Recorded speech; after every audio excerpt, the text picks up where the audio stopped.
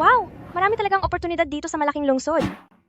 President Kian, matandang ginang, nakahanap na naman kami ng ilang mga tagapagmana na may balat na hugis bulaklak sa dibdib para gamutin po kayo. Balat na hugis bulaklak na naman? Hindi pa ba sapat ang panlolokong ginawa nila sa atin? Wala na akong inaasahan. Sandali, tutulungan kita. Anong ginagawa mo? Ay, hindi ka pa pala nagsisimula. Pasensya na po. Heto na.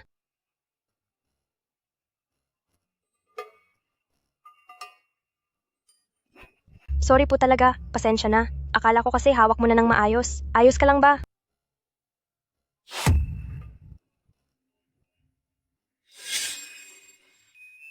Ang relo mo. Kabibili ko lang ng relong ito sa isang auction tapos nabasag lang ng ganito. Pasensya na po. President Kian, huli na ako ng dating. Anong nangyari? Anong ginawa mo sa aming President Kian? Nagkamali lang po ako ng kaunti. Nabasag ko po ang relo ni President Kian. Ang relong ito ay isang Breguet Tourbillon, limited edition, na may presyong 3 milyong dolyar sa merkado ngayon. Ano? 3 milyong dolyar. Para sa ganitong bagay lang, 3 milyong dolyar? Jiao Xiaomi, sante ka na. Manager, kailangan ko pang bayaran ng pampa-ospital ng lola ko. Huwag ka na magsalita. Mag-impake ka na at umalis ka na ngayon din.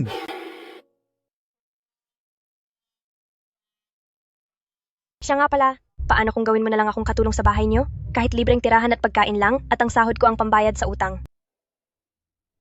Boss, mapag-uusapan naman natin ang presyo.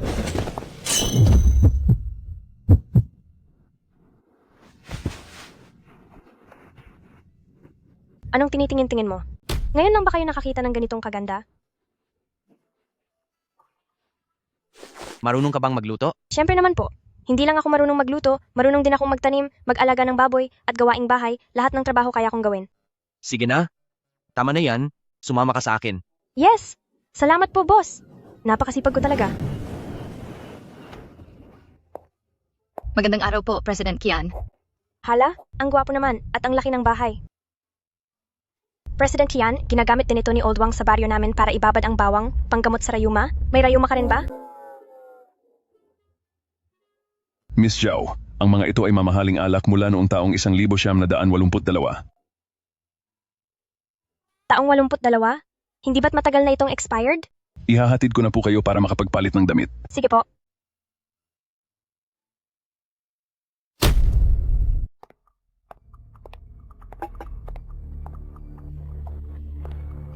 Siso, halika rito, tingnan mo, nakahanap na naman si Lola ng mga babaeng ito para sa iyo. Bawat isa sa kanila ay may balat na hugis bulaklak. Bilis, tingnan mo na.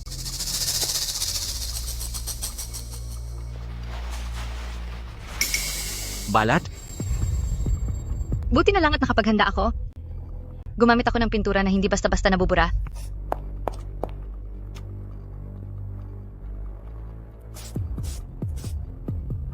Balat. Grabe pala mamili ng mapapangasawa ang mga mayayaman. Kailangan pang suriin ang balat sa katawan. Mas masusi pa kaysa sa pagpili namin ng baboy sa probinsya. Kusa ba kayong aalis? O ako pa ang gagawa ng paraan? Tinakot pa niya para lumayas. Ziju, tignan mo ang ginawa mo. Lola, pangilang grupo na ba ito? Huwag na po kayong maniwala sa mga sabi-sabi tungkol sa swerte at malas. Ilang taon na ang nakalipas. Pero hindi pa rin mahanap ng mga doktor ang sanhi ng sakit ko. Siguradong wala na itong lunas. Si Zhao, makinig ka naman. Sundin mo na lang ang sinasabi ni Lola. Sige na, pwede ba? Mahal kong apo. Bakit kaya ang mga babae rito sa lungsod ay naglalagay ng tatak ng bulaklak sa katawan? Itong balat ko sa dibdib na hugis bulaklak, bala ko pa naman sanang mag-ipon para ipatanggal ito.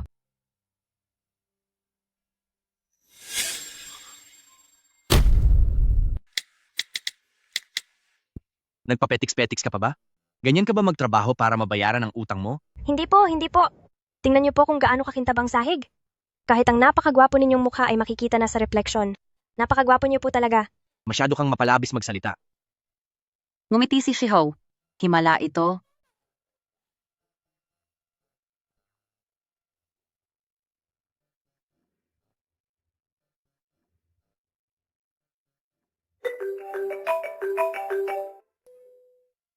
Lola, huwag na po kayong mag-alala. Nagtatrabaho ako ngayon sa bahay ng isang napakayamang amo. Magpagaling lang po kayo dyan sa ospital. Kapag nagpatuloy pa ito, Mawawalan na ako ng pambayad sa mga gamot ni Lola.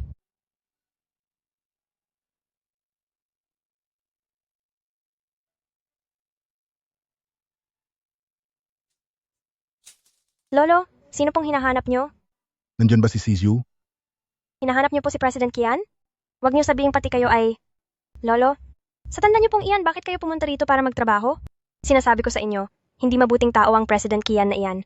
Kahapon lang, tinitingnan niya ang mga balat sa dibdib ng mga dalaga. Napakakakaiba talaga. Mabuti na lang hindi niya alam na mayroon din akong balat na hugis bulaklak sa dibdib ko. Kung hindi, siguradong pipilitin din niya akong magpa-check up. Anong balat na hugis bulaklak? Hoy, iha. Patingin nga ako. Anong birthmark na hugis bulaklak? Ija, pwede ko bang makita? Anong ginagawa nyo? Anong ginagawa nyo? Ano po bang kailangan nyo? Pasensya na po. Ngayon lang kasi ako nakakita ng ganitong birthmark. Naging mausisa lang ako. Matanda na kasi at medyo nalilito na.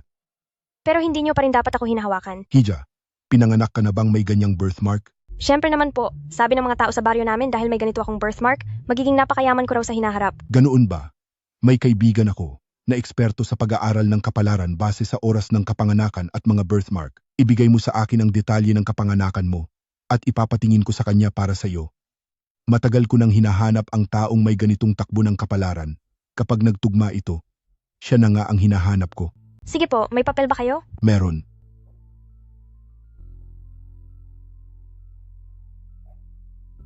Lolo, ano po kasi, hindi ko sinasadyang mabasag ang relo ni President Kian na nagkakahalaga ng 3 milyong dolyar. Pakitanong naman po sa kanya kung kailan ko kaya iyon mababayaran. Madali lang iyan. May kilala akong magaling na abogado na kayang umayos ng problemang iyan para sa iyo. Tandaan mo, doon sa pinakamalaking opisina, sa loob ng Henglu Law Firm. Talaga po? Hulog po kayo ng langit. Alis na po ako. Huwag mong kakalimutan. Hulaan mo kung sino ang nahanap ko.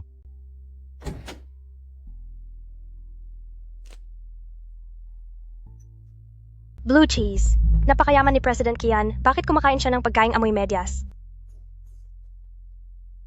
Tama nga. Eksaktong nagtugma ang detalye ng kapanganakan niya. Siya na nga. Ay, napakabuti. Sa wakas ay nahanap na rin natin ang babaeng may birthmark na hugis bulaklak.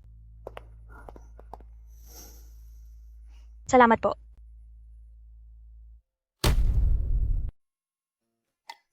Lola, ilang beses na ba ito ngayong araw? Mali, ang taong ito ay hindi nakukuha sa pilitan. Kailangan kong gawin ang kabaligtaran? Hindi mo ba alam na nagdidiyeta ako? Anong ibig sabihin ng paghahanda ng ganito karaming pagkain? Ipinahanda ko po iyan sa kusina. Hindi ko po alam na nagdidiyeta kayo. Mahal ko, pinoprotektahan siya ng apo natin.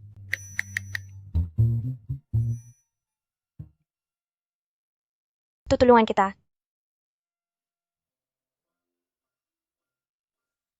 Keso, ang blue cheese na pinakaayaw ng amo. Ubo, kulang sa asin? Ayusin mo na lang sa susunod. May pag-asa? May pag-asa? Sizu, hanggang kailan ka ba magtatago? Hindi na mabuti ang lagay ng lolo mo? Ang laki ng grupong Kian? Kung hindi mo kukunin, ibibigay mo ba ito sa ibang tao? Hindi kaya ng katawan ko ang magpatakbo ng grupo. Mas tahimik ang maging abogado, hindi kailangang makipagplastikan sa mga handaan, at hindi rin kailangang pilitin mong magpakasal araw-araw. Dahil nga mahina ang katawan mo, kaya kailangan mong bumalik at kumuha ng kapangyarihan. Kapag matatag na ang posisyon mo, magagawa nating gamitin ang lahat para mapagamot ka. Hanapin mo ang babaeng iyon, at tanging ang katayuan lang ni Pamilyang Kian bilang asawa, ang karapat-dapat na tumabi sa iyo. President Kian, ilang beses nang nagtatanong ang mga nakatatanda sa grupo. Kapag hindi pa kayo nagpakita, baka magkaroon ng gulo sa kumpanya. Naiintindihan ko. Pagkatapos kong asikasuhin ang huling gawain sa law firm, babalik ako para mamahala.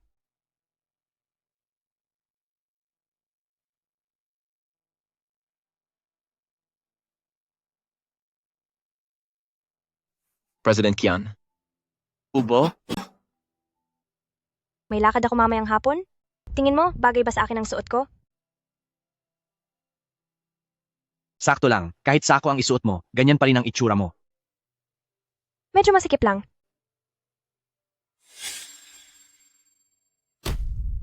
Ubo, Sige na nga, magpapalit na lang ako ng damit. Hindi pa tayo tapos mag-usap, saan ka pupunta? babalik sa law firm. Pero wala po kayong appointment ngayong hapon? Ha? Bigla ko lang gustong makita ang kliyenteng kinuha ni Lolo. Lagot? Henglu Law Firm ang nakasulat dito. May 2 henglu sa karatula. Dito ba o doon? Ay, hello po. Pasensya na po sa istorbo. Itatanong ko lang po kung ang Henglu Law Firm ay saang gusali matatagpuan. May sikat na abogado po kasi doon. Isang hamak na probinsyana. Anong ginagawa mo sa law firm ni Kuya Xishu? Huwag mong sabihing aagawan mo ako. Doon sa 3 palapag ng gusaling iyon. Salamat po. Tanga! Ako ang kagalang-galang na anak ng pamilya Wu. Ako lang ang nababagay kay Kuya Xizhao. Wala kang kwenta. Pumunta ka doon sa kabila at mag-aksaya ng oras sa Peking Henglu Law Firm. Hello Lolo, bakit po? Zizhou, apo, nakita mo na ba ang ipinadala ko na babaeng may pambihirang katangian? Dapat ay papunta na siya sa iyo. Sige po, naintindihan ko Lolo.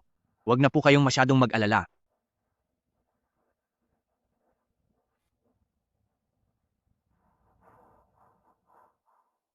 Lokong bata ito, binabaan ako ng telepono. Mayordomo Zheng, pagbalik ng apo ko, pagtimpla mo siya ng kape. Haluan mo ito ng kaunting gamot, iyong tipong kahit ang pinakamalamig na yelo ay siguradong magbabaga. Masusunod po, senyor. Tunay silang itinadhana? Grabe, ang galing talaga ng mga paraan mo. Baka sa lalong madaling panahon ay magkaroon na tayo ng apo sa tuhod.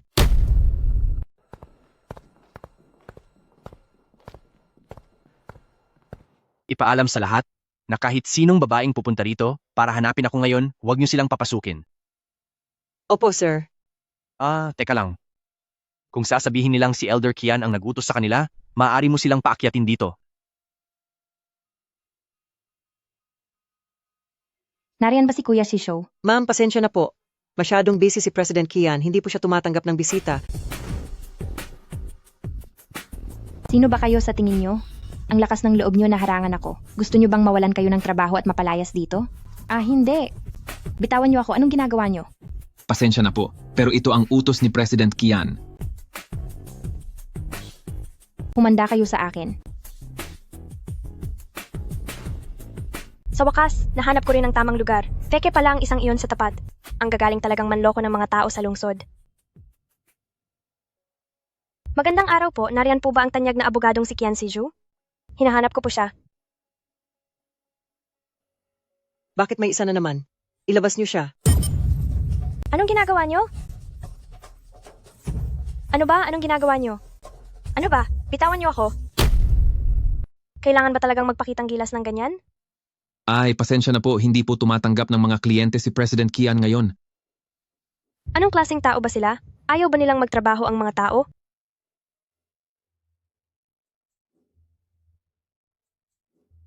Mabuti na lang at matalino ako.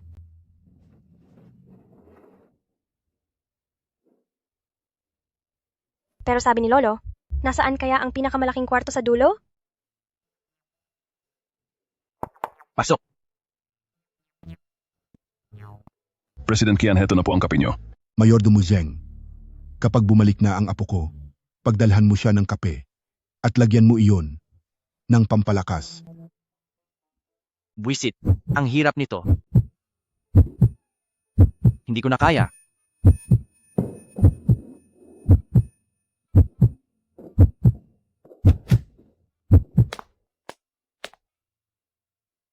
Ito na nga ang kwarto.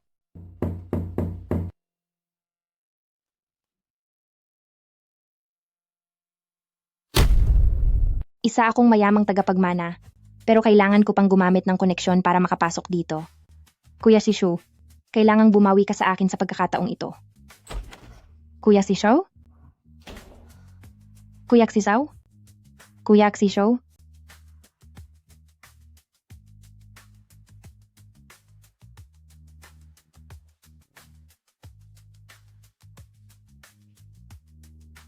Hello po, hindi ba kayo yung kanina na?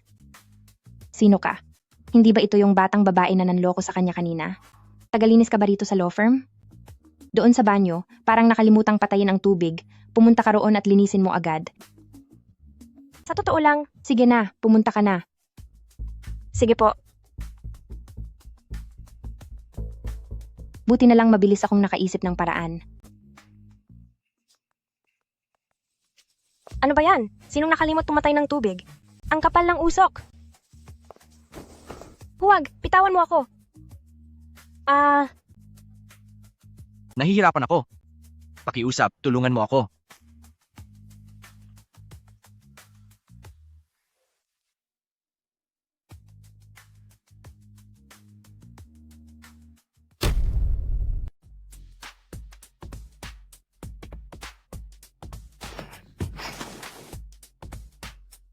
Jiao Xiaomi, ano ba ang ginawa mo? Naku, mukhang magigising na siya.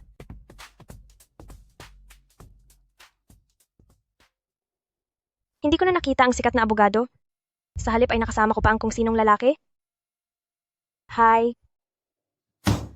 Jiao Xiaomi, ano ba talaga ang pinaggagawa mo?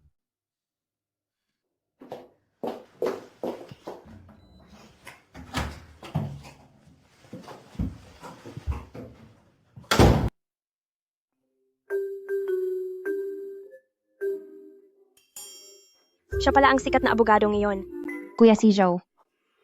Nakasama ko ang babaeng ito kagabi.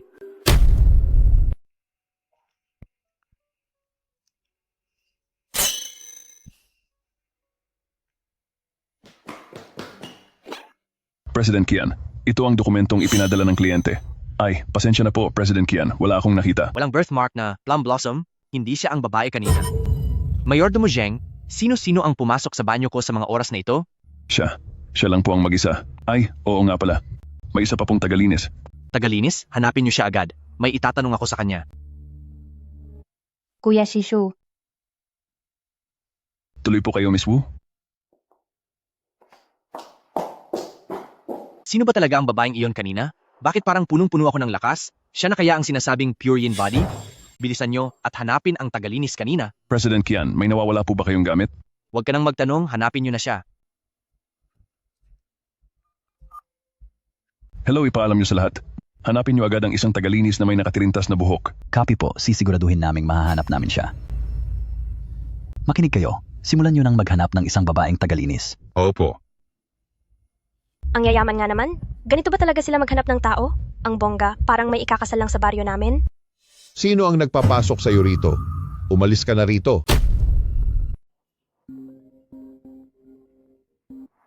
Miss Zhao, kumusta po? Nasa kritikal na kondisyon ang lola mo. Kailangan siyang maoperahan agad. Pumunta ka na rito sa ospital para pumirma at magbayad.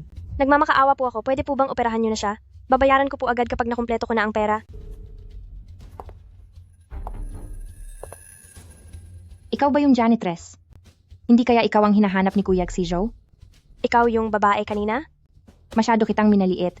Mukhang inosente ang itsura mo, pero nagawa mong magpanggap na janitress para lang makapasok sa law firm at agawan ako ng tao. Kung alam ko lang, sana ibinigay ko na sa iyo. Dahil sinira mo ang mga plano ko, kailangang maturuan kita ng leksyon ngayon. Anong gagawin mo?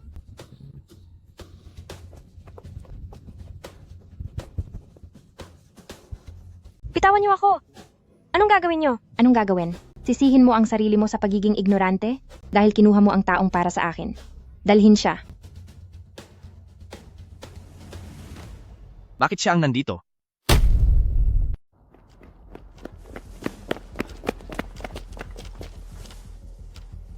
Hindi ba't sinabing nandito sila? Bakit walang tao? Baka po nakaalis na sila. President Kian, gusto niyo po bang magpadala ng mga tauhan para maghanap? Ipakalat ang impormasyon sa buong lungsod? Siguraduhin ninyong mahahanap siya. Opo, boss.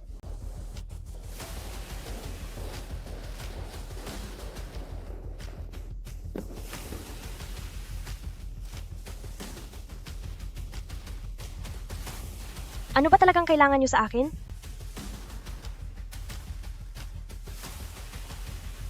Inagaw mo ang lalaki ko, pagkatapos ay tatanungin mo ako kung anong gusto ko. Hindi totoo yan. Ako ang dehado sa nangyari. Kailangan niyo po akong paniwalaan. Sinungaling. Marami na akong nakilalang mga babaeng tulad mong gustong yumaman sa madaling paraan. Pinapayuhan kitang sumunod na lang sa gusto ko. Nagmamakaawa po ako sa inyo. Pakawalan niyo na po ako. Kailangan ko pang makalikom ng pera para iligtas ang lola ko. Isa ka lang talagang hamak na insekto. Sa isang piga ko lang sa iyo, wala ka na agad lakas para lumaban. Turuan niyo ng leksyon yan.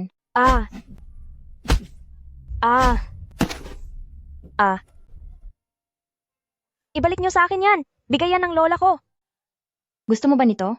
Lumapit ka rito at lumuhod ka sa harap ko ng 3 beses at ibabalik ko agad ito sa iyo.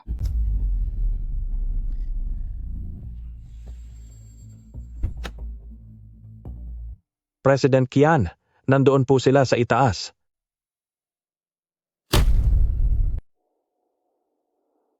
Nagmamakaawa ako sa iyo. Ibalik mo na sa akin ang medalyon, pakiusap.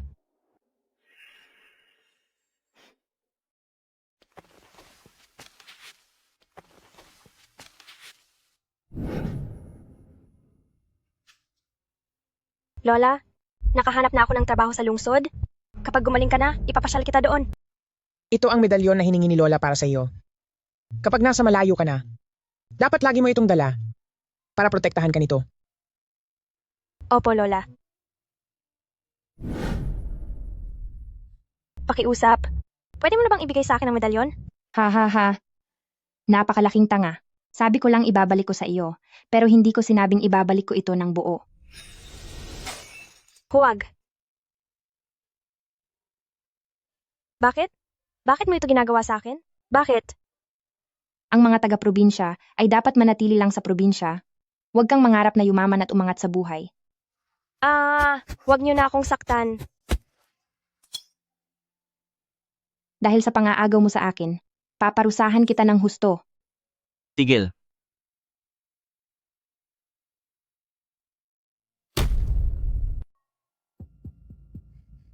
Kuya Si Zhao, bakit ka nandito? Huwag mong sabihing pinuntahan mo ako. Kuya Si Zhao, huwag kang magalit. Pinaparusahan ko lang siya para sa iyo. Ang walang hiyang ito ay hindi alam ang kanyang lugar at sinubukan ka pa niyang akitin. Huwag. Tama na ang pananakit. Zhao Xiaomi, ayos ka lang ba?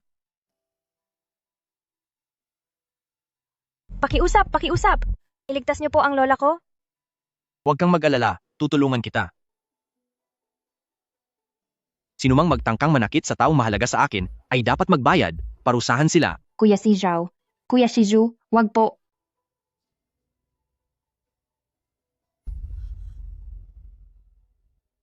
Lola? Ipagpatuloy ang paghahanap. Kailangang makita siya. Nasa special care unit ang lola mo at may nag-aalaga sa kanya 24 na oras. Uminom ka muna ng tubig para kumalma. Talaga po ba? President Kian, maraming salamat. President Kian, kailangan ng palitan ng gamot ni Miss Zhao. Sige, naintindihan ko. Sana sinabi mo agad. Ang pagkakatali ng benda ay parang sa hayop. Hindi ito tama. Dapat ang nurse ang magpalit niyan.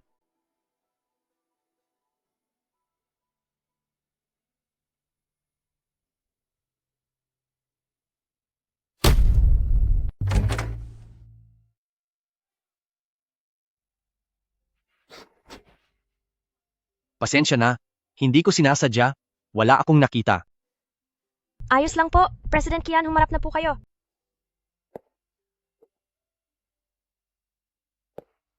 Ang mga sugat na iyan, masakit ba? Hindi naman po, lumaki ako sa probinsya, bata pa lang ay nagtatrabaho na, sanay na sa mga galos, at sanay na rin sa ganitong maliliit na sugat.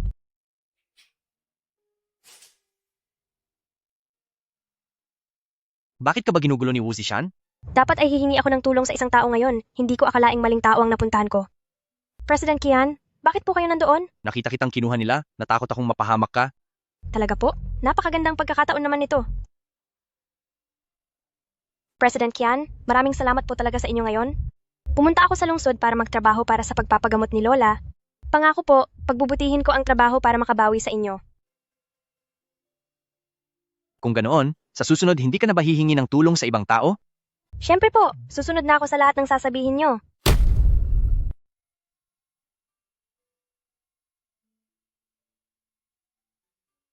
Lumabas ka muna, kontakin mo ako kapag may nakuha ka ng impormasyon. Sige po. Kishu, kumusta na ang pakiramdam mo? Maayos na ba ang kalagayan mo? Mabuti na po, hindi na rin masakit ang dibdib ko. Mukhang gumana nga ang plano natin. Mula nang makasama mo ang taong may Purian body, naging napakalinaw ng epekto nito. Tama po kayo. Lolo, Lola, wag na po kayong maniwala sa mga lumang pamahiin na iyan. Ano bang sinasabi ninyong Purian body? Wala namang basehan sa siyensya ang mga sabisabing iyan. Purian body? Ano yon? Magkasama pa rin pala si Xiju at ang batang iyan. Hindi ko dapat gambalain ang magandang nangyayari sa kanila. May gagawin pa kami? Ibababa na namin ito? Sige na, at magtrabaho ka na? President Kian, ano ba yung Purian body? Parang napaka-misteryoso naman. Paraan lang iyon ni na lolo at lola para pilitin akong magpakasal. Huwag kang maniwala sa mga ganoon. Ah, ganoon ba? Wala siyang kaalam-alam sa mga ganoong bagay. Paano siya magiging ang babaeng iyon?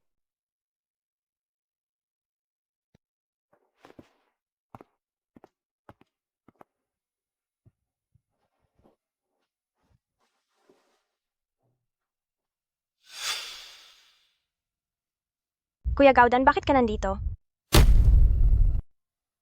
Hindi mo ako pwedeng tawagin ng ganyan dito sa lungsod. Ay, oo nga pala. Iyang puting gown mo? Kumpara sa kusinero sa handaan sa baryo natin, mas maputi pa ito kaysa sa kanya?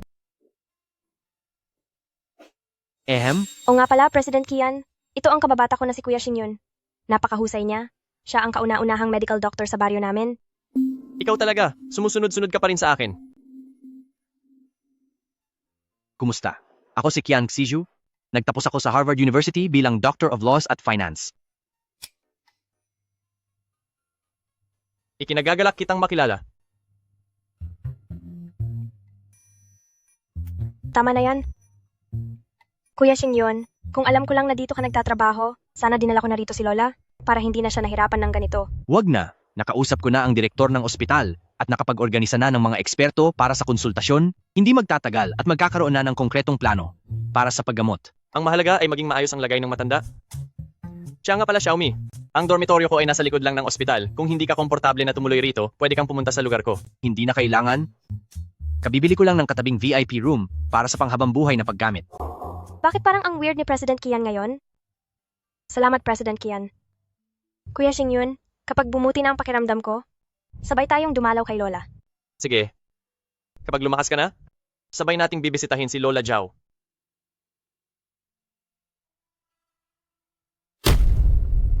Lola, huwag po kayong matakot. Ang mga mag-oopera po sa inyo ngayon ay puro mga eksperto ng ospital. Alam ko, lahat ng ito ay inayos ng binatang iyon. Xiaomi, huwag ka na rin maghintay dito. Pumunta ka muna doon at magpahinga. Hanmin, Opo.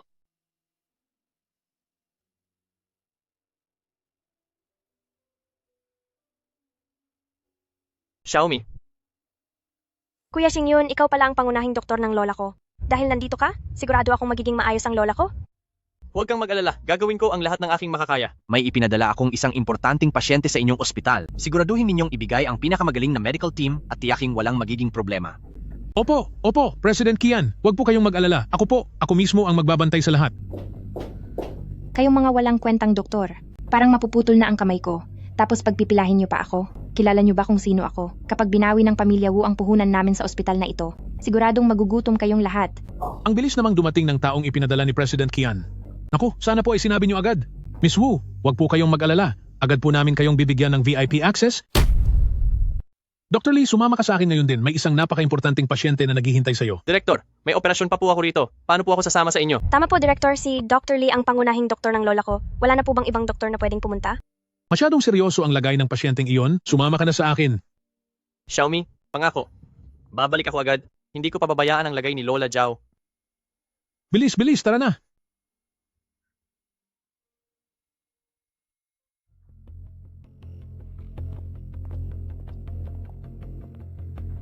Bahagyang pilay lang sa kamay ang iniinda ni Miss Wu.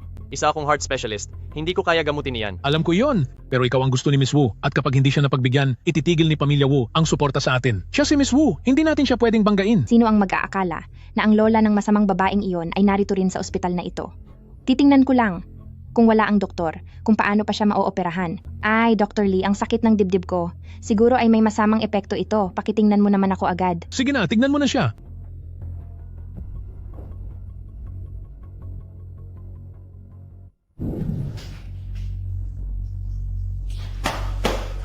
nasa panganib ang buhay ng pasyente ngayon. Kailangan siyang operahan agad. Tumabi kayo, kailangan makita si Dr. Lee. Nasa panganib ang lola ko ngayon, bitawan niyo ako. Anong nangyayari dito? Anong problema? Director, hindi na po talaga makakapaghintay ang lola ko. Wala na po bang ibang doktor na pwedeng gumawa ng operasyon? Si Dr. Lee lang ang tanging makakagawa ng operasyong ito? Kasalukuyan niyang sinusuri si Miss Wu. Hoy, hindi ka pwedeng pumasok diyan. Kuya Xingyun, wala na sa maayos na kalagayan ng lola ko. Sumama ka na sa akin sa operating room. Sumama ka na sa akin sa operating room. Sige, pupunta na ako. Kapag nangahas na umalis si Dr. Lee, mawawala ang pondo para sa research. Direktor, nasa baba na po ang sasakyan ni President Kian. Bilisan nyo, mas importante ang operasyon ni Miss Wu. Bakit kayo ganyan? Mahalaga ang buhay niya, pero ang buhay ba ng lola ko ay walang halaga? Direktor, hindi dapat isuko ng isang doktor ang buhay ng pasyente dahil lang sa pera. Magkano ba ang halaga ng walang kwentang buhay na iyan? Isang matanda lang siya mula sa probinsya, bakit niya ako ikukumpara sa sarili niya? Ibigay niyo sa akin ang operating room ng lola niya, o operahan din ako. Ayoko. Miss Zhao, pasensya na. Limitado lang ang resources ng ospital. Ipaalam sa lahat, bakantehin agad ang operating room. Si Miss Wu ang ooperahan. Sige po. Xiaomi, Bilisan mo ang pagtakbo. Baka sakaling maabutan mo pa siya bago siya mawala.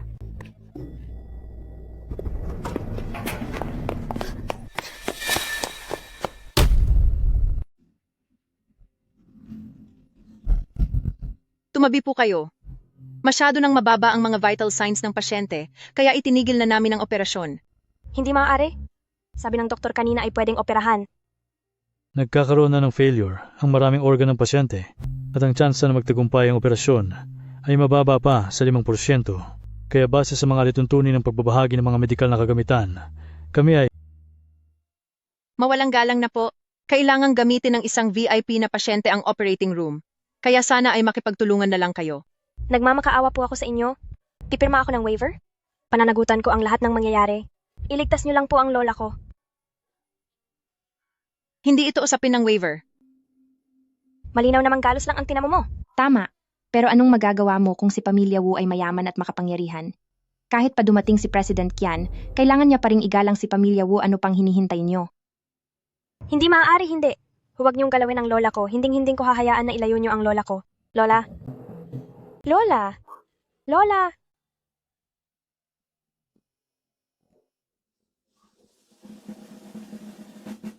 Anong ginagawa mo?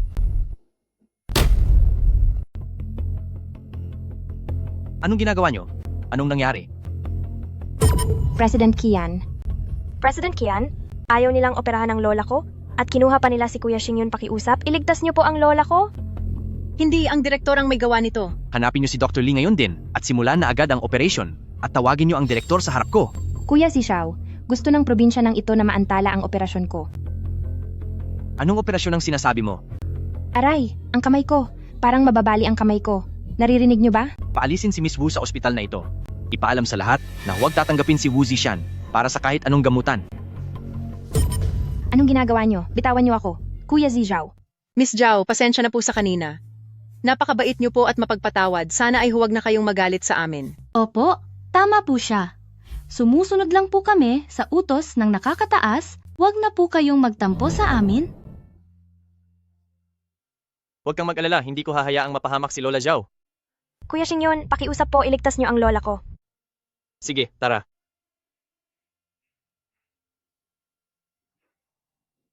Kuya Xingyun, kumusta po? Naging matagumpay ba ang operasyon ni lola? Naging matagumpay ito, mabuti na lang at naisagawa agad. Ligtas na at wala nang panganib ang lola mo. Kung hindi ako dumating sa tamang oras, hindi ko alam kung saan na napunta ang ilang mga siruhano rito.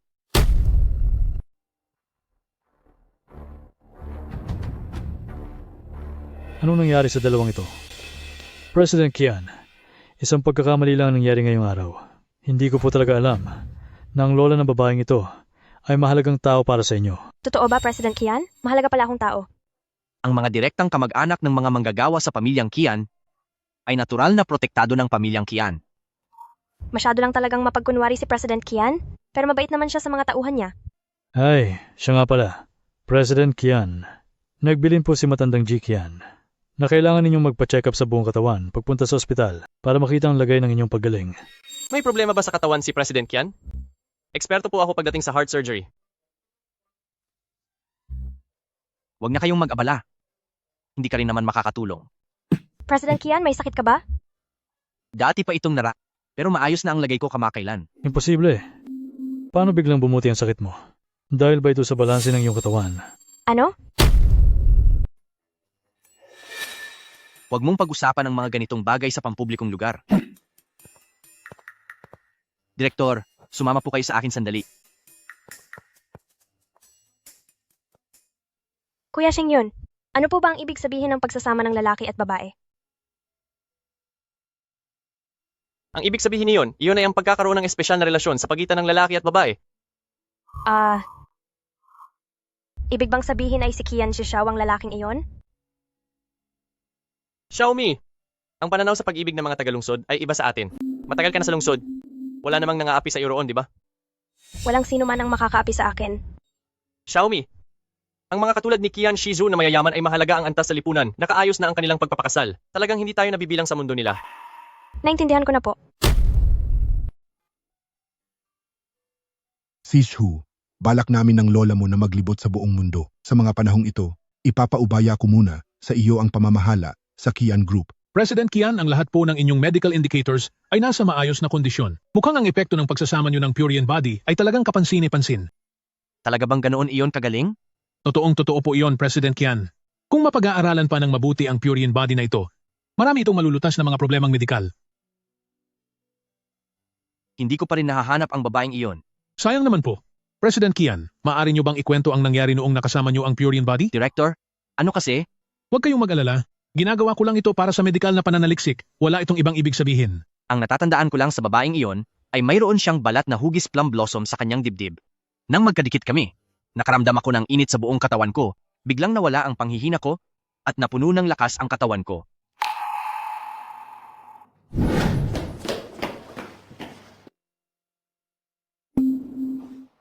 Balat na hugis plum blossom?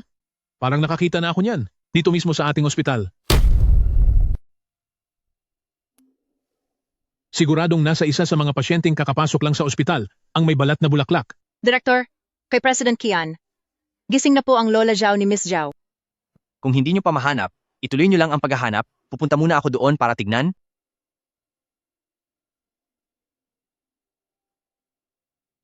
Siya nga? Lola, sa wakas ay nagising na po kayo. Bakit ka umiiyak? Lola, ayos lang naman ako, di ba?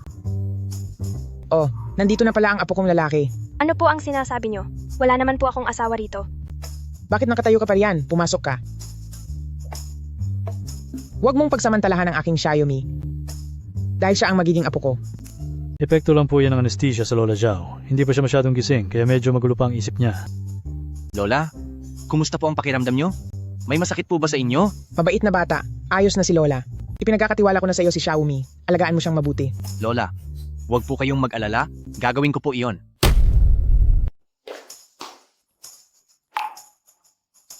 Nanonood pa si Lola? President Kian, salamat sa iyo. Ang galing mo talaga.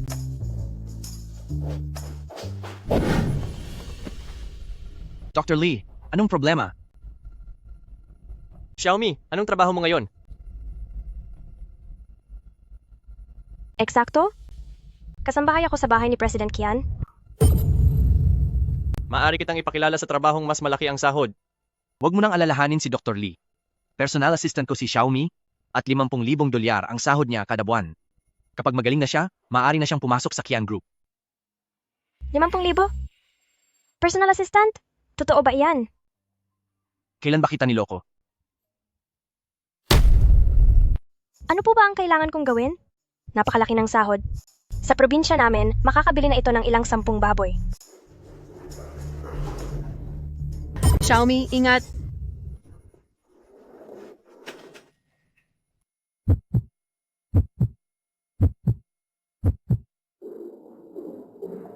Ay, pasensya na po talaga. Sabi ko na nga ba, at bagay si Xiaomi na maging personal assistant ko.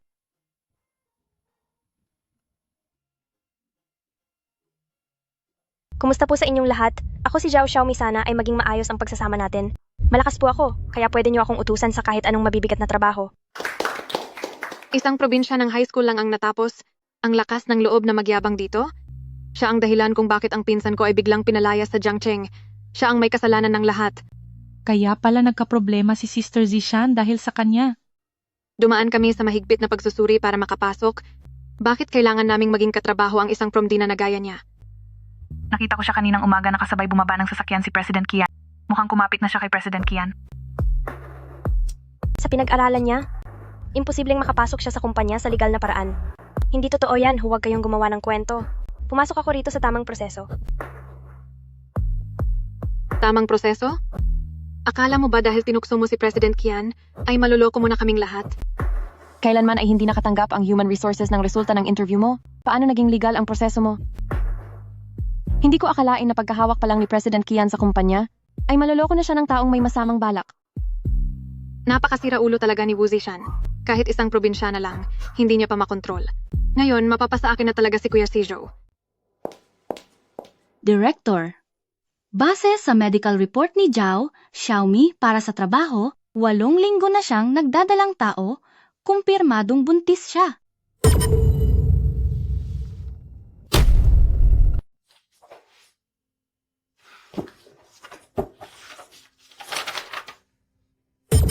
Ano, eksaktong tumutugma ang oras sa pagbuti ng katawan ni President Kian. Ito na nga ang anak ni President Kian. Nagmamadali si President Kian noong huli siyang umalis, kaya hindi ko nagkaroon ng pagkakataong sabihin sa kanya ang tungkol sa Pure Yin Body. May operasyon ako at hindi ako makaalis. Kaya habang ipinapadala kay Lee Xingyun ang mga dokumento, isabay mo na rin ang pagbigay ng ulat kay President Kian. Opo.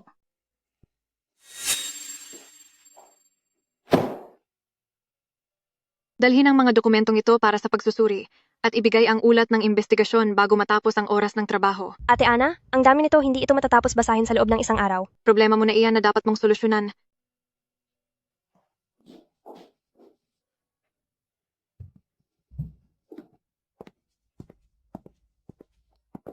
Kuya Xingyun, bakit ka nandito? Nandito ako para ihatid ang mga akademikong dokumento para kay President Kian. At isinabay ko na rin ang pagdala ng longganisa mula sa bahay para sa iyo. Napakabuti naman, matagal na ako rito sa lungsod at palagi ko itong hinahanap-hanap. Bakit? Nagkukulang ba ang pagkain mo sa bahay ko? Hindi po. President Kian, maayos naman po ang pagkain ko sa inyo. Nagtakam lang po talaga ako nang marinig ko ang tungkol sa longganisa. Pareho kaming lumaki sa probinsya ni Xiaomi, kaya hindi maiwasang manabik sa lasa ng probinsya. Dahil mataas ang inyong katayuan, normal lang na hindi nyo ito maintindihan. Ang mga kusinero sa kumpanya ay pinakamagaling sa buong bansa. Sabihin mo lang sa akin kung ano ang gusto mong kainin at ipapaluto ko sa kanila. Huwag na pong mag-abala, President Kian. Ang mga pagkaing probinsya na niluluto ko ay mas masarap pa kaysa sa mga kusinero sa kantina. Hindi ba, Xiaomi? Medyo nasusuka ako. Mag-usap muna kayo riyan. Ang pagpunta rito ni Dr. Lee ngayong araw ay hindi lang siguro para maghatid ng pagkain, di ba? Pinapayuhan ko si President Kian na lumayo kay Xiaomi dahil napakabait at tapat ng kanyang kalooban, hindi tulad mo.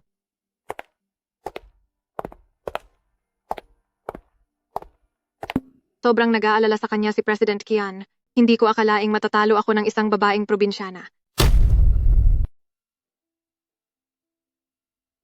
Dumating na sina President Kian at President Lee. Naghihintay na po sila sa inyo sa lounge. Sige, pupunta na ako agad. Ano? Buntis ang walang hiyang si Zhao Xiaomi. President na.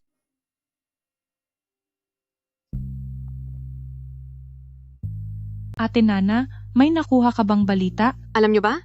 Buntis si Zhao Xiaomi sa ibang lalaki. Hindi alam kung kanino at gusto pa niyang isisi kay President Kian. Buntis siya? Tingnan natin kung paano pa niya aakitin si President Kian ngayon. Napaka-iskandaloso naman. Masama ang epekto nito sa kumpanya. Dapat siyang parusahan ng husto. Kampampi ko ang langit, Zhao Xiaomi. Sa wakas, may paraan na ako para tapusin ka. Nasaan si Zhao Xiaomi? Pumunta po siya sa banyo kanina. Tara, batiin natin siya.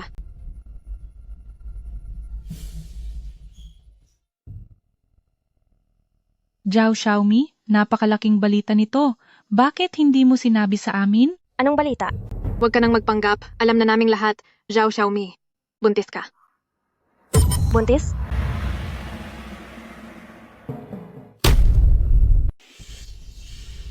Oo nga, wag mong sabihing hindi mo pa alam.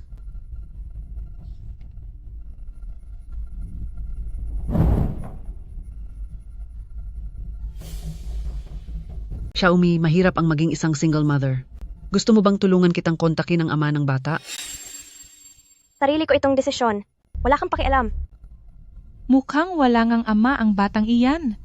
Huwag mong sabihin kahit ang ama ng bata ay hindi mo kilala.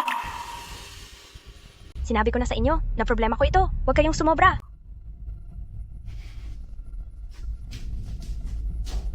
Hoy, aalis ka na? Hindi ka noon kadali iyon.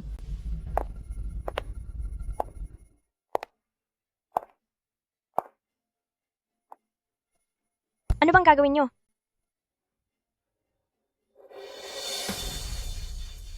Nasaan si Zhao Xiaomi? Parang pumunta po sa banyo para sumuka. Ano? Masama ba ang pakiramdam niya?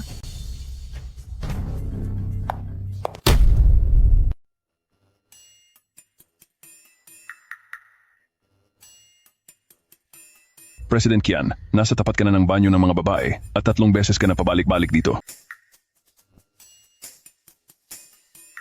Sinisiguro ko lang ang kaligtasan ng bagong empleyado. Gusto mo bang lagyan natin ng tracker si Xiao Zhao? Para hindi ka na paikot-ikot dito, na parang naghihintay ng girlfriend. Mayordomo Zheng, ikaw talaga. Isang tingin lang, bilang boss na, nag-iinspeksyon. Buntis ka na sa iba pero nagagawa mo pang akitin si President Kian? Ngayon, paparusahan na kita. Bitawan mo ako. Bakit wala akong lakas? Dahil ba ito sa pagbubuntis ko? Ngayon natatakot ka na? Huli na ang lahat. Kian Zizhu.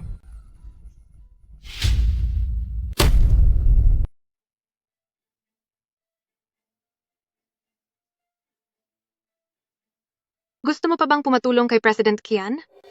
Nananaginip ka. Takpan niyo ng maigi ang bibig niya.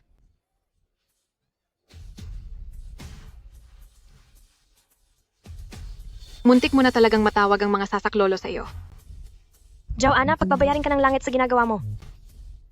Pagbabayarin?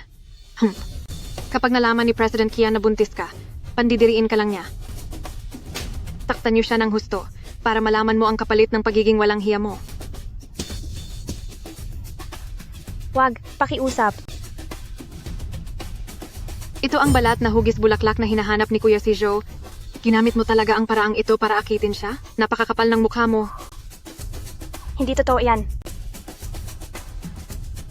Bilisan niyo, burahin niyo ang balat niya. Para kang baliw na aso. Ngayon, sisiguraduhin kong matatapos na ang lahat sa iyo.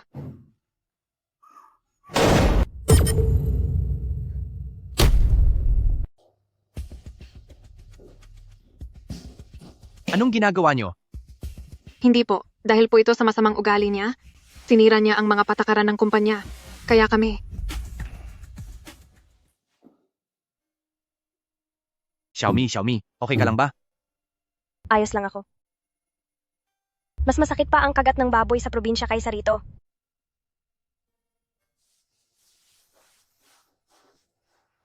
Pagbabayarin kita pagbalik ko.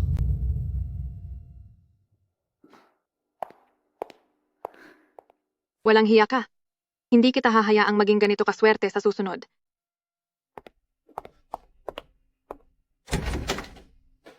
Nurse, kumusta na siya? Walang malalang pinsala. Bilang asawa niya, paano mo hinayaang magkaroon ng ganito kalalang sugat ang asawa mo? Ano na ba talaga ang lagay niya? Alam mo bang buntis siya? Kapag may nangyaring masama sa kanya o sa bata, paano ka mananagot? Ano? Buntis siya? Bilang ama ng bata, hindi mo man lang alam na buntis siya. Paano mo ba siya inaalagaan? Bilisan mo at asikasuhin na ang mga papeles sa pagkakaospital. Kailangan niyang manatili rito para maobserbahan.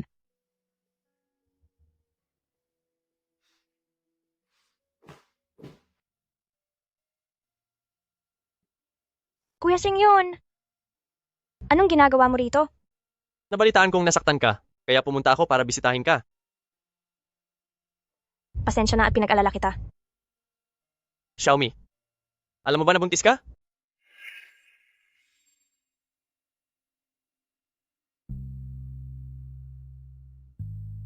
Kuya Sing yun, pwedeng pakilihim muna ito? Natatakot akong mabigla si Lola. Walang problema, pero pwede mo bang sabihin sa akin kung sino ang ama ng bata? Alam ko kung sino siya. Pero ang nangyari sa amin ay isa lamang aksidente. Tungkol naman sa batang ito, hindi ko pa alam kung itutuloy ko o aalisin ang bata. Huwag kang mag-alala, Xiaomi. Ano man ang maging desisyon mo, nandito ako para suportahan ka. Kung sakaling isilang ang bata, aalagaan ko kayong mag-ina. Sala, Salamat, Kuya Xingyun.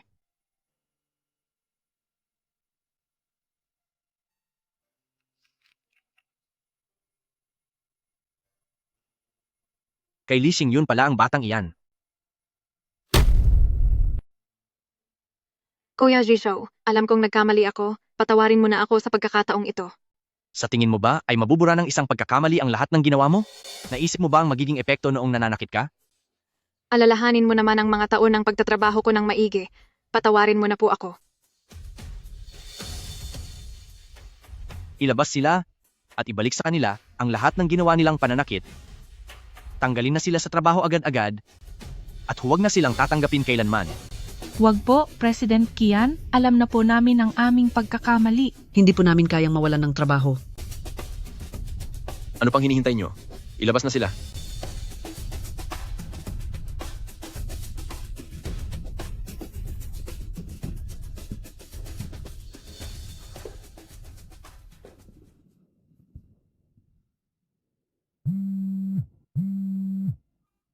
Hello? President Kian, ang babaeng may balat na hugis plum ay nasaktan at nasa ospital. Naihanda ko na ang VIP na silid. Pumunta na po kayo rito sa lalong madaling panahon. Nasaktan din siya? Wala kaming nararamdaman sa isa't isa? Pero dala niya ang anak ko, kaya dapat akong manindigan. Sige, pupunta na ako riyan ngayon din.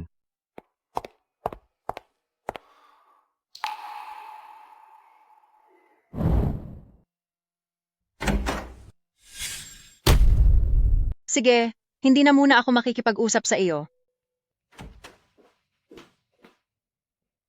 Sir, sino po ang hinahanap nyo? Nasaan ang pasyenteng nakatira sa kwartong ito? Bumuti na po ng kaunti ang lagay niya. At inilabas siya ng kamag-anak niya para maglakad-lakad. Kuya Xingyun, pasensya na sa abala. At nilabas mo pa ako para maglakad-lakad. Walang anuman. Dahil sa nangyari kay Lola Zhao noong nakaraan, nakukonsensya ako, kaya tanggapin mo na ito bilang paghingi ko ng paumanhin. Ayos lang po iyon. Nga pala, Xiaomi, tinanong ko ang head ng obstetrics tungkol sa kalagayan mo. Sa lagay ng katawan mo ngayon, kung pipiliin mong alisin ang bata, magiging napakahirap na para sa iyo ang magbuntis muli. Pinapayuhan kitang pag-isipan itong mabuti. Maagang nawala ang mga magulang ko, at lola ko lang ang kasama ko sa buhay simula bata. Ang batang ito ay regalo sa akin ng langit. Kuya Xingyun, gusto ko siyang ituloy at isilang. Kung ganoon, ano ang balak mong gawin? President Kian, ako. Huwag niyo nang pag-usapan ang ganyang mga bagay sa publiko. Ano ba ang iniisip ko? Napakayaman ni President Kian? Paano niya magugustuhan ang isang probinsya ng tulad ko? Buntis ako, kaya sigurado hindi na ako pwedeng magtrabaho sa bahay ni President Kian.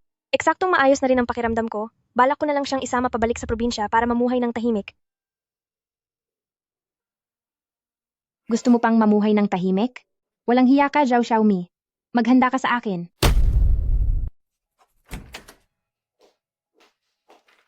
Bakit ka na bumalik galing sa ospital? Maayos na ba ang pakiramdam mo? Opo, maayos na po. President Kian, may gusto sana akong sabihin sa inyo. Nagdadalang tao po ako. At gusto ko sanang bumalik sa probinsya para doon magpahinga. Tungkol naman sa utang ko sa inyo, pati na ang pambayad sa operasyon ni Lola. Gagawan ko po ng paraan na mabayaran kayo agad. Sige. Ipapahatid na lang kita kay Lauli. Huwag na po. May dadaan naman pong bus sa tapat. Hindi maganda ang mga ospital sa Barrio Zhao. Hayaan mo man lang na ako ang mag-ayos ng lahat. President Kian, alam niyo naman po na hindi ko yun matatanggap. Salamat po sa lahat ng tulong ninyo at ng matandang ginang. Xiaomi. Po? Huwag mong kakalimutang magpa-check up ng regular. At tsaka, nagutos na ako ng 2 bodyguard para bantayan ka. Nang palihim, tawagan mo lang ako agad kung may kailangan ka. Sige po.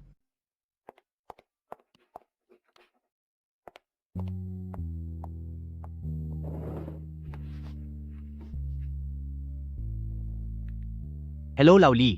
Iyong lokasyon para sa Tourism Development Project. Ilipat mo sa Barrio Zhao. At para sa kompensasyon ng mga residente doon, ibigay mo ang pinakamataas na halaga. Po, President Kian, pero ang lokasyon ng Barrio Zhao ay hindi ang pinakamagandang opsyon. Huwag mo na iyong pakialaman. Gawin mo na lang ang sinabi ko. Sa paraang iyon, kapag nakuha na niya ang pera, magiging mas madali ang buhay nila ng bata. Sister Zishan, nabalitaan ko lang na pinili ni President Kian ang lokasyon ng proyektong tourism development sa Barrio Zhao na siyang kinalakihan ni Zhao Xiaomi. At ang bayad sa relokasyon sa pagkakataong ito ay talagang napakataas na. Kuha ko mula sa mga file ng HR ang eksaktong address ni Zhao Xiaomi. I-send ko sa iyo mamaya. Maraming pakulo ang Zhao Xiaomi na ito. Aalis na nga lang siya, nagawa pa niyang pasunurin si Kuya Zishou ng ganito. Tama ka, Sister Zishan. Dapat mo siyang bigyan ng leksyon pagpunta mo doon para makaganti kami. Sige, naintindihan ko.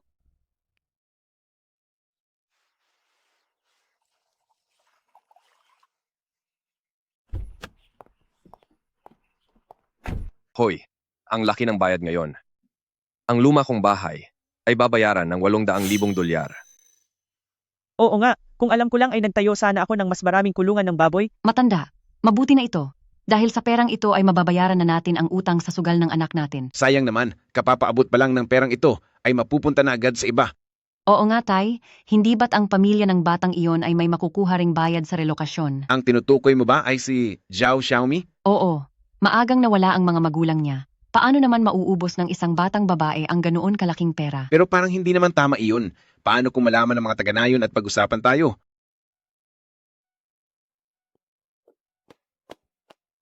Lolo, Lola, mayroon akong paraan. Hindi lang para makakuha kayo ng mas malaking pera, kundi para hindi rin kayo pag-usapan ng iba. Sino ka ba? Bakit ka nakikialam sa mga usapin namin sa pamilya Zhao? Ako ang project manager ng Kian Group. Nanay ng bata. Siya ang taong gustong magpaalis sa atin sa nayon. Bakit mo kami tinutulungan ng walang malalim na dahilan? Dahil si Zhao Xiaomi ay nagtaksil sa lungsod, nagkaroon ng anak sa labas, at natuklasan ko iyon. Ang isang babaeng katulad niya na walang delikadesa at hindi marunong magpahalaga sa sarili, ay hindi karapat-dapat na makatanggap ng ganoon kalaking pera. Naramdaman ko na hindi ito patas para sa inyong mga taga-nayon. Sabihin mo na sa amin, ano ba talaga ang paraan para makuha ito? Ang mga dokumento para sa relokasyon sa Baryo Zhao ay naipadala na at sa ngayon ay wala pang mga pagtutol. Inaasahan na sa linggo ay maaari na nating pag-usapan ang kabayaran. Hindi ko alam kung nakauwi na ba siya sa kanila. Bakit hindi pa nagpapadala ng mensahe ang bodyguard sa akin? President Kian? Asikasuhin mo muna iyan. Bakit parang nung umalis si Miss Zhao, ay sumama na rin ang kaluluwa ni President Kian sa kanya?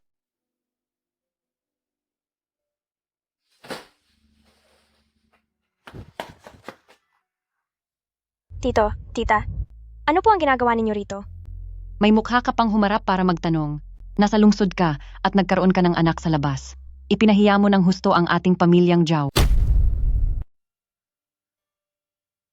Xiaomi, buntis ka ba?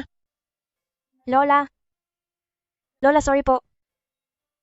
Tingnan nyo. May mukha pa siyang umamin. Naku, isang dalaga, nabuntis ng hindi kasal. Anong klaseng kahihiyan ito? Naku, malas talaga ang pamilya ni Pamilyang Zhao. Nag-aalaga sila ng babaeng pabigat na may dala pang bata. Dapat sa kanya, pinarurusahan. Ang anak ko, 18 pa lang ay ikakasal na. Pero ang babaeng ito, 20 taon na ay nagwawala pa sa labas. Makinig kayo sa katotohanan. Ang batang ito ay hindi karapat-dapat sa pera mula sa demolisyon. Dapat siyang palayasin sa baryo. Tama na. Huwag niyo isiping hindi ko alam ang masama ninyong balak. Nabalitaan ko na habang papunta rito nagigibain ng baryo. Ang tanging layunin ninyong dalawa ay makuha ang pera ni Xiaomi mula sa demolisyon, di ba? Wala na ba kayong konsensya? Nay, wag po kayong magsalita ng ganyan. Maagang nawala ang kapatid ko at ngayong gumawa ng ganito ang anak niya bilang tiyuhin. Tinuturuan ko lang siya ng leksyon. Oo nga po, Nay. Huwag niyo po kaming pagbintangan. Ang batang ito, sinasabi ko sa inyo, dapat siyang disiplinahin. Hindi namin siya kayang buhayin. Layas. Hindi ako kumakain sa inyo. Hindi ako nagbibihis gamit ang pera nyo. Anong karapatan ninyong palayasin ako? Anong karapatan? Dahil nabuntis ka ng hindi kasal. Sinira mo ang dangal ng buong Baryo Zhao. Dapat kang alisin sa listahan. Tama. Tingnan nyo. Siguradong ang mga ninuno ng matandang Ginoong Zhao ay hindi na matahimik sa ginawa mo. Dito sa Baryo Zhao, maayos at marangal ang mga tao. Kilala tayo sa lahat ng karatig baryo. Palayasin silang lahat. Palayasin. Tingnan ko lang kung sinong magtatangka. Hanggat narito pa ako, huwag na huwag ninyong aapihin si Xiaomi. Nay, pasensya na po. Bitawan niyo ako. Tigil.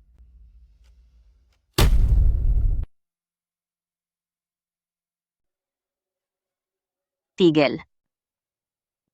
Anong klasing galing ito? Na nananakit kayo ng isang batang babae. Lolo, bakit po kayo nandito? Sino ka naman?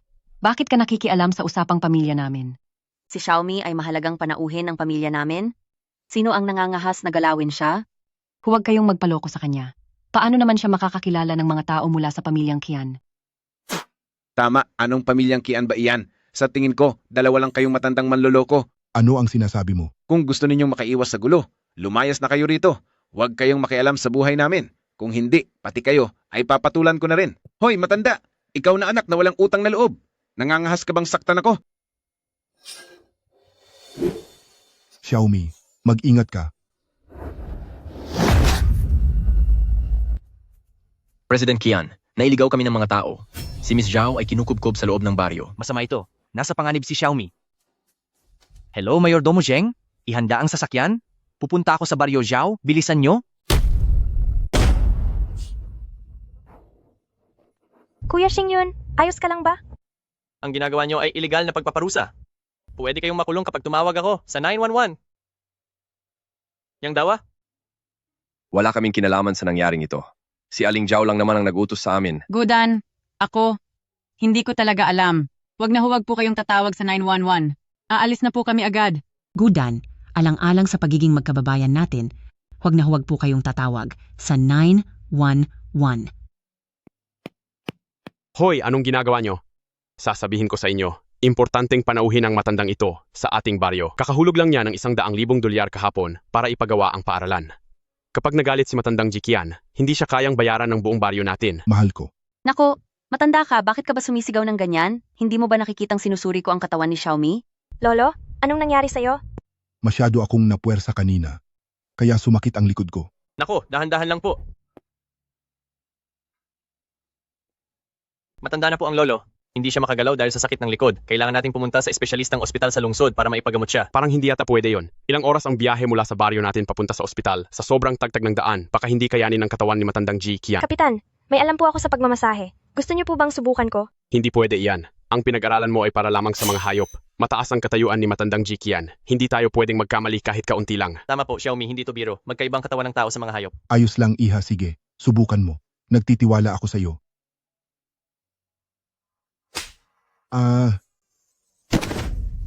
Nako, matanda ka. May nangyaring masama kay matandang G.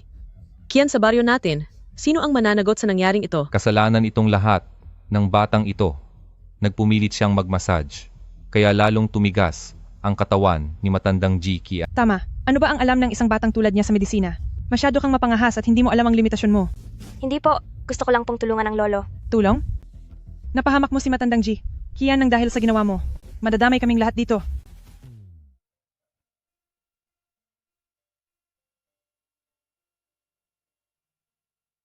Aba, hindi na masakit ang likod ko. Uy, hindi na rin nanghihina ang mga binti ko.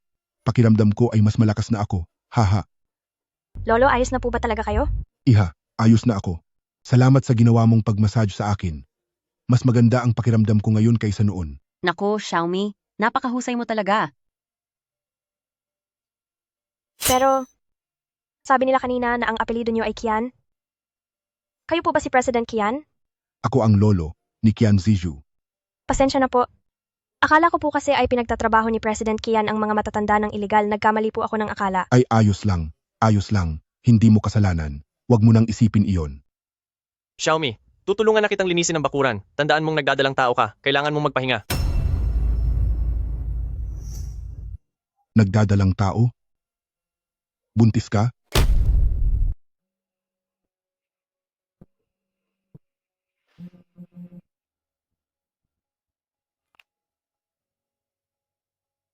Hello, Lolo. Kian Shiju, wala kang modo. Pinagbuntis mo ang bata, tapos hinayaan mo siyang umuwi mag-isa sa probinsya. Ngayon, pinagtutulungan siyang kutyain ng buong nayon.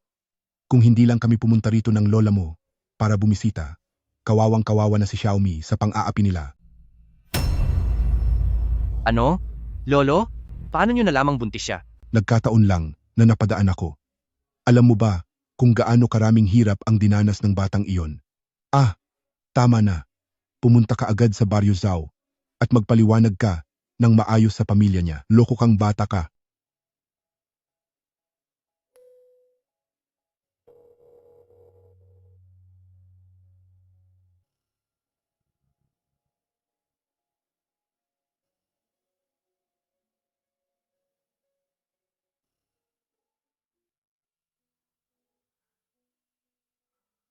Kailangan mong mag-ingat, hindi pa matatag ang bata sa sinapupunan. Sanay na ako, hindi ko lang agad naintindihan ang sitwasyon sa ngayon.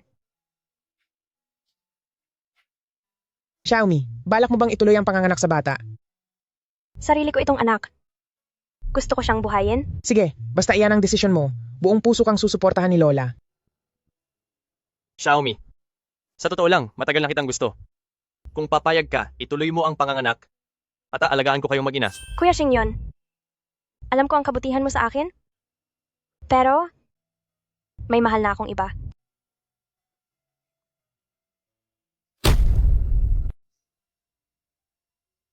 Aba, naisipan mo pa palang bumalik? Bilisan mo at suyuin mo ang apo ko.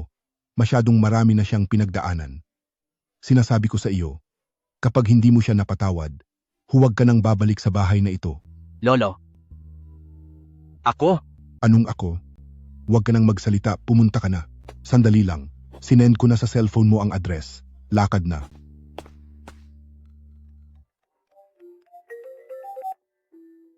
Magdala ka agad ng mga tao sa Baryo Jiao. Protektahan niyo si Zhao Xiaomi ng palihim. Huwag ninyong hahayaang may manakit sa kanya. Lalo na ang mga tauhan ni Wu Zishan.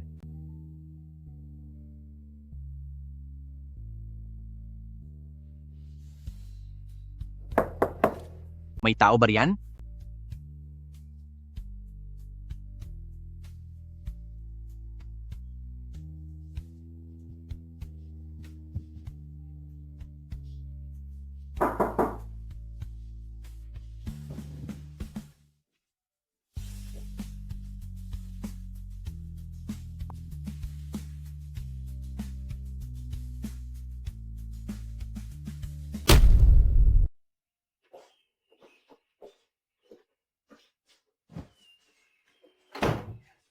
Salamat sa iyo, pinahiram ni Kuya Xingyon ang bakanting bahay para matuluyan namin ni Lola. Xiaomi, ang lola mo ay lola ko na rin. Dapat lang nga alagaan ang pamilya, kaya huwag ka nang magpasalamat sa akin.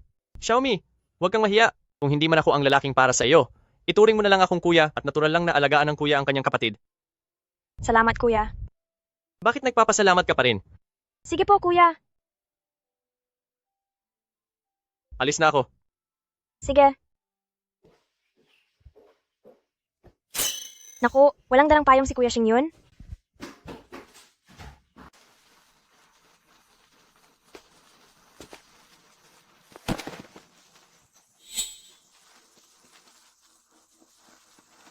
Ayos lang kaya siya?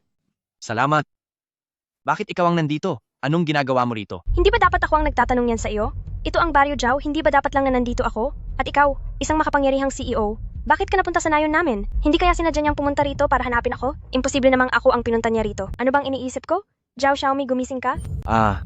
Nandito ako para suriin ang proyekto sa demolisyon. Hindi ba't ikaw ang tagapagmana ng Qian Clan? Kahit ang ganitong kaliit na bagay, kailangan mo pang personal na bisitahin? Ako ang personal na nagdesisyon sa proyektong ito at gusto ko lang makita ang progreso. Masyadong mapili ang mga mayayaman, nakakainis. Hatching, nasaan ang bahay niyo? Dalhin mo ako roon. Anong gagawin mo sa bahay namin? Hindi mo ba nakikitang basang-basa na ako? Masyadong malakas ang ulan? Makikisilong muna ako sa inyo.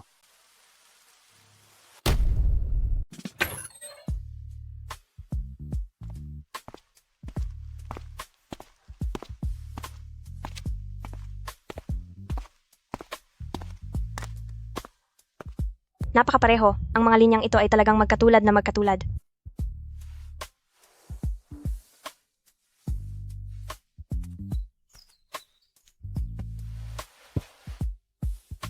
Maganda ba? Maganda.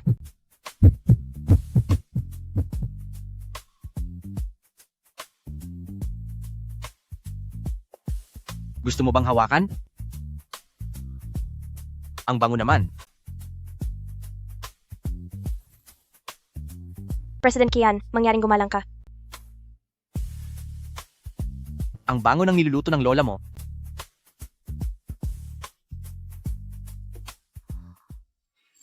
Paano ako magkakaroon ng mali siya kay President Qian? Kamukhang kamukha niya ang lalaking iyon. Paano mangyayari iyon? Lola, tutulungan ko na po kayo.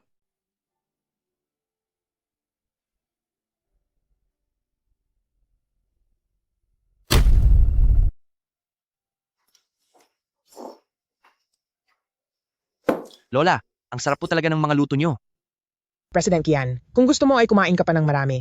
Ako kasi, nag-aalala na baka kayong mga tagalungsod ay hindi sanay sa mga pagkaing probinsya. Lola, Tawagin niyo na lang po akong Xiao Qian. Yung dinalang longganisa ni Xiaomi noon, mukhang masarap talaga. Hindi ko akalain na ang isang tanyag na CEO ng Qian Clan ay maaalala pa ang longganisang iyon. Xiaomi, nagdadalang tao ka. Dapat ay kumain ka ng maraming isda. Salamat po, Lola. Sa hinaharap, magiging mahirap ang magpalaki ng bata ng mag-isa. Tandaan mo na kapag may problema ka, ay sabihin mo lang kay Lola. Wala bang balak managot si Li Xingyun? Bakit ikaw lang mag-isa ang magpapalaki sa bata? Hindi naman si Kuya Xingyun ang ama ng bata. Bakit siya kailangang managot? Sino ba talaga ang ama ng batang iyan? Isang masamang lalaki mula sa lungsod ang nanloko sa Xiaomi natin. Pagkatapos ay bigla na lang siyang nang iwan at hindi na muling nagpakita. Tama, napakasama niyang tao. Ayos lang ako. Hindi naman siya ang pinapagalitan. Bakit ganoon na lang ang reaksyon ni President Qian? Huwag mong sabihin... Anong huwag mong sabihin? Huwag mong sabihin nagkasipon si President Qian dahil sa ulan? Naku, hindi maaari yan. Ipagluluto kita mamaya ng tsaa na may luya. Wag na po, Lola. Ayos lang ako. Nabulunan lang po ako habang kumakain.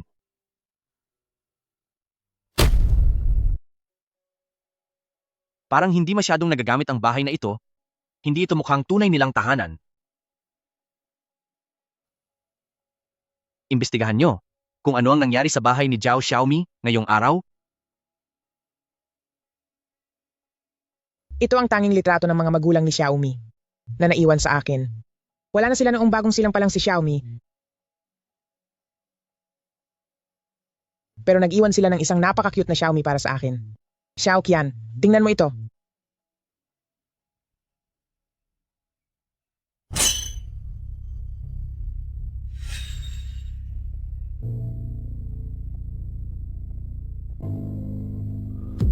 Ang maliit na nunal na ito ang pinagmulan ng Meiji, hindi pa ito halata noong bata pa siya.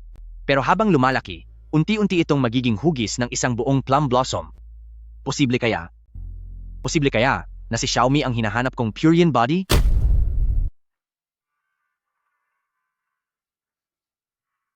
Lola, bakit mo basta-basta ipinapakita sa iba ang mga litrato ko noong bata pa ako? Naku, anak. Litrato mo ito noong isang taong gulang ka pa lang. Bakit ka mahihiya? Kahit na po. President Qian, nakakain ka na. Oras na para umuwi ka. Naku, gabi na rin. Kung hindi mamasamain ni President Qian, dito ka na muna magpalipas ng gabi at bukas ka na umalis. Salamat po, Lola.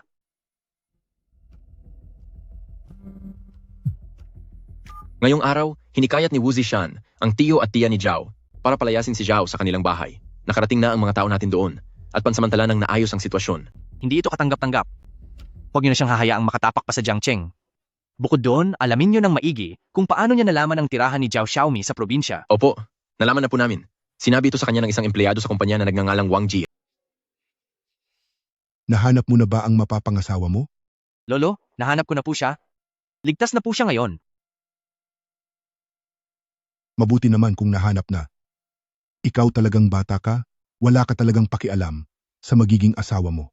Tatanungin kita, may iba ka bang babae sa labas? Lolo, huwag niyo na po siyang tawaging mapapangasawa ko. Tsaka mayroon na po talaga akong mahal. Isa kang irresponsableng lalaki. Bukas na bukas din ay magbigay ka na ng dote sa kanya. Pakakasalan mo siya sa ayaw at sa gusto mo. Hindi po ganoon, Lolo, ako.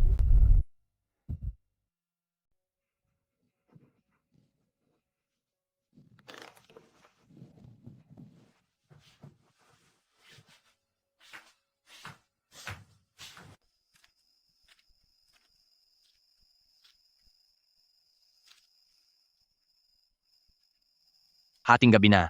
Bakit hindi ka pa natutulog? Anong ginagawa mo rito? At marunong ka pa palang sumayaw.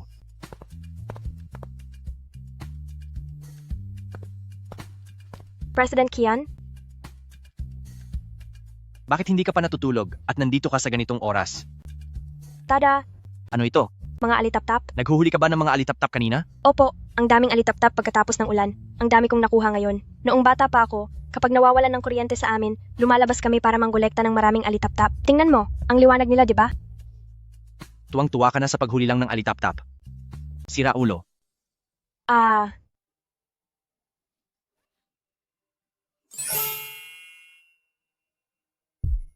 Bakit ang bilis ng tibok ng puso ko? Huwag kang malikot.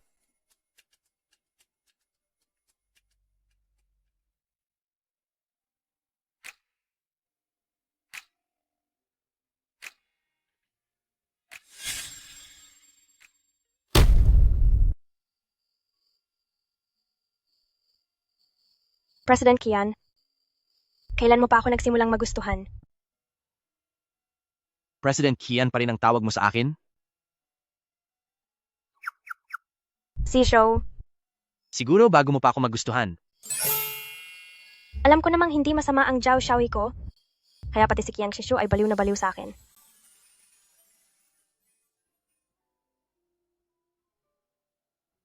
Bakit? Pero President Qian, ipinagkasundo ka na ng lolo mo sa iba. At buntis din ako sa anak ng ibang lalaki.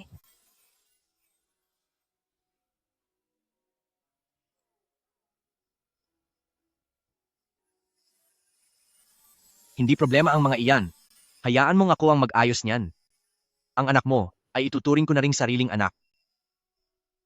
Ituturing ko siya na parang tunay kong anak.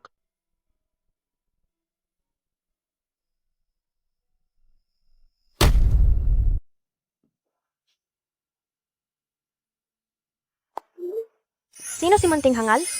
Ikaw ang Munting Hangal.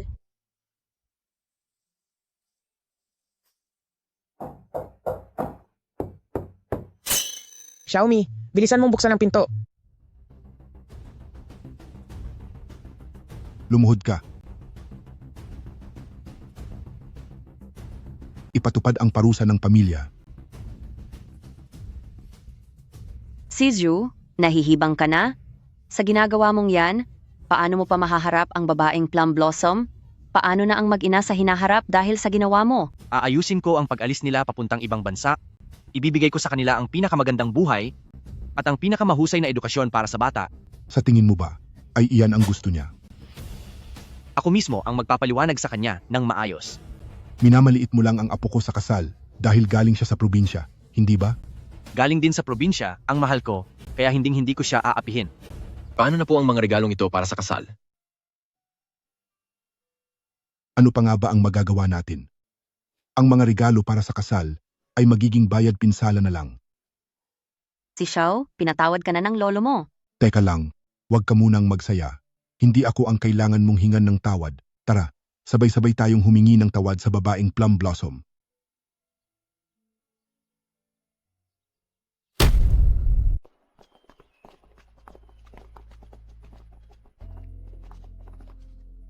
Siju, bilisan mo. President Kian, may masamang balita. Palihim na bumalik si Wu Zishan sa baryo at muling nanggulo kay Uncle Zhao. Hindi siya mapigilan ng mga tao natin. Hoy, huminto ka. Saan ka pupunta? Lolo, may problema si Xiaomi. Kailangan ko siyang tulungan. Ikaw talagang bata ka.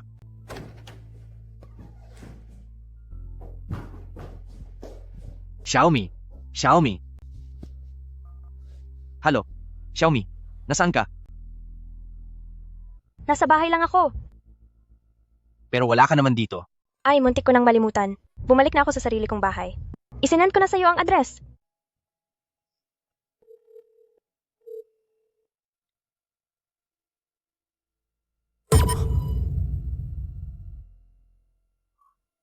Bakit dito ang address na ibinigay sa akin ni Xiaomi?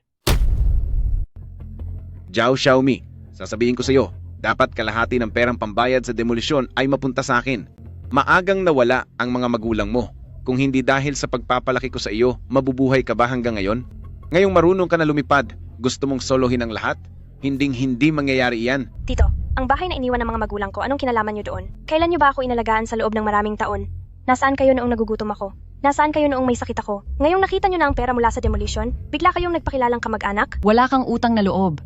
Dapat nga magpasalamat ka at binibigyan ka namin ng makakain.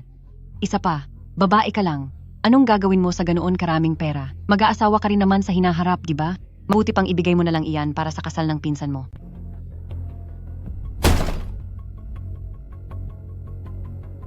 Naku, Elder Kian, bakit po kayo napadalaw dito? Pasensya na po at hindi namin kayo nasalubong, pasensya na po talaga. Kung hindi pa ako dumating, ay baka tuluyan ng apihin ni Xiaomi ng dalawang walang pusong nilalang na gaya nyo.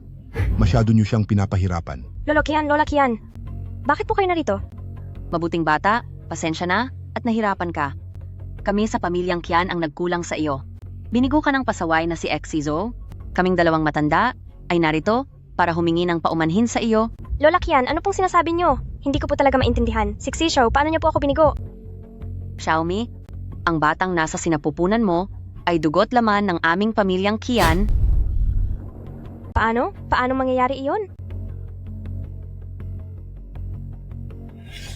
Naku, Elder Kian, iyon pala ang dahilan. Ako po ang tito ni Xiaomi. Magkakapamilya na tayong lahat.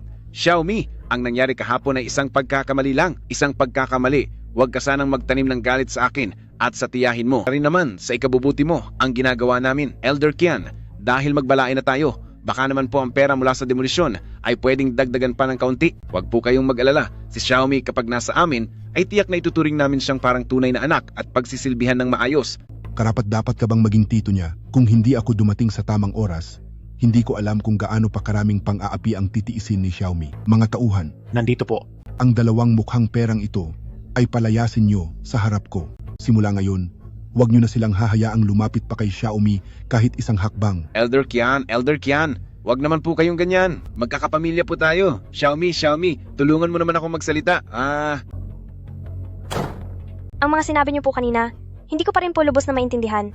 Bakit? Bakit niyo sinasabi na ang batang dinadala ko ay kay Xishow? Tingnan mo ito para sa sarili mo.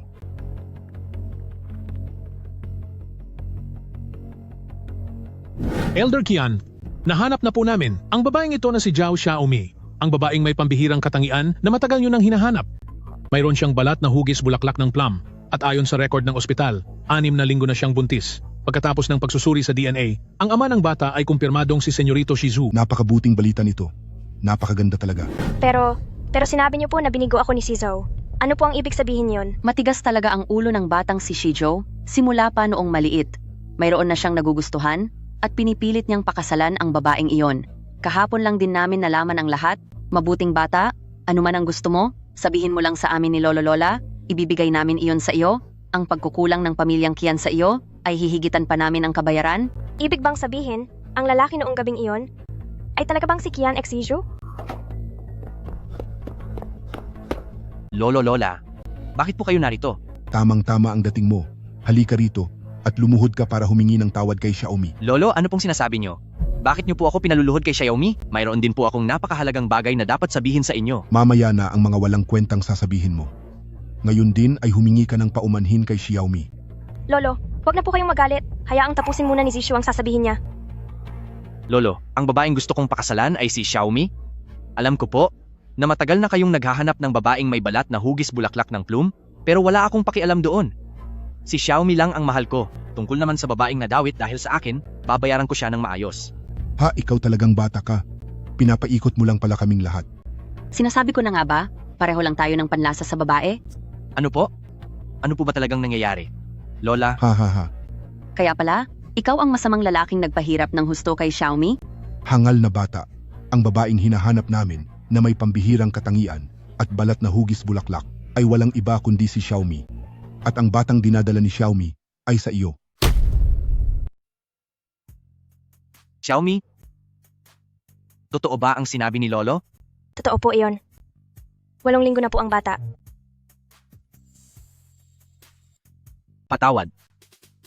Hindi ko akalain na sa kabila ng lahat hinayaan kitang mag-isang magdusa ng ganito. Patawad talaga.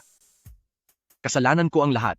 Mula ngayon, hinding-hindi na kita hahayaang makaramdam ng kahit anong sakit.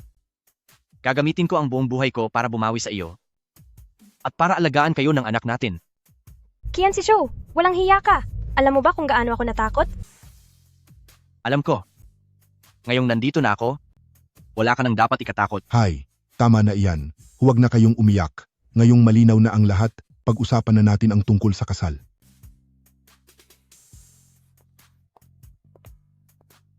Xiaomi, huwag kang mag-alala. Ang aming pamilyang Kian ay tiyak na bibigyan ka ng isang napakarangyang kasal. Hinding-hindi ka namin hahayaang maliitin ng kahit sino.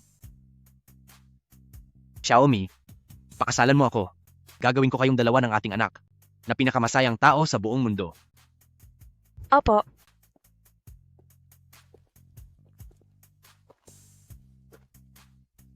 Patawad, Xiaomi. Hindi ko akalain na ikaw pala iyon. Sa totoo lang, akala ko panaginip lang ang lahat.